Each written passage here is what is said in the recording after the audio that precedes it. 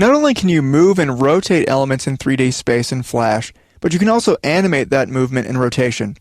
If you're following along, you can open up o3_animation.fla from the Chapter 9 folder, or you can just use any movie clip.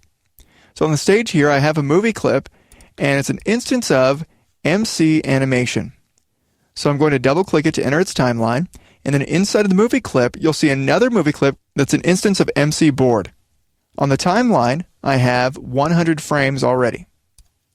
The first thing I'm going to do is get the object how I want it to look when the animation is complete. So I'll use the 3D rotation and 3D translation tools to move it.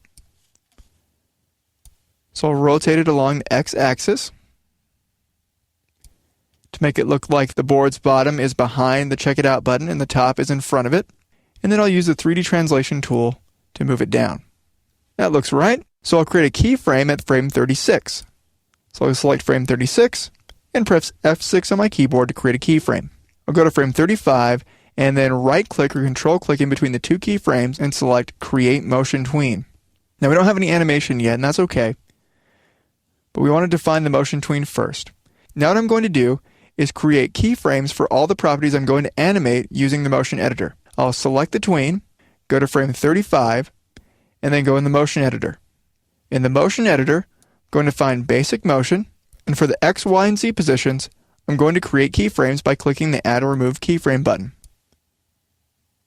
I'll also create keyframes for rotation X, rotation Y, and rotation Z. So now I have keyframes there. I'll return to the main timeline and make the rest of my changes there. I'll go back to frame 1. I'll pan down on the stage, and then I'll move the element in 3D space.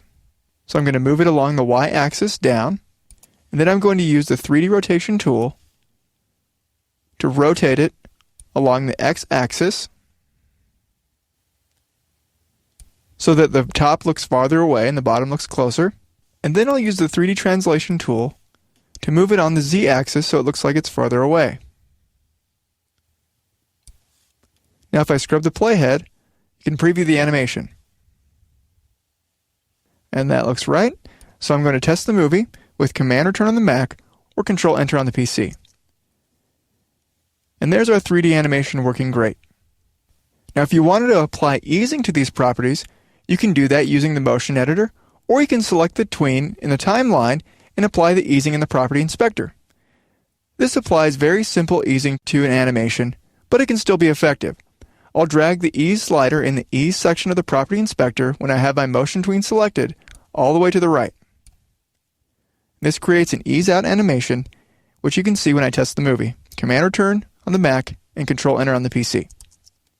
And that adds a nice easing effect. So you can use the 3D tools along with motion tweens to create 3D animations.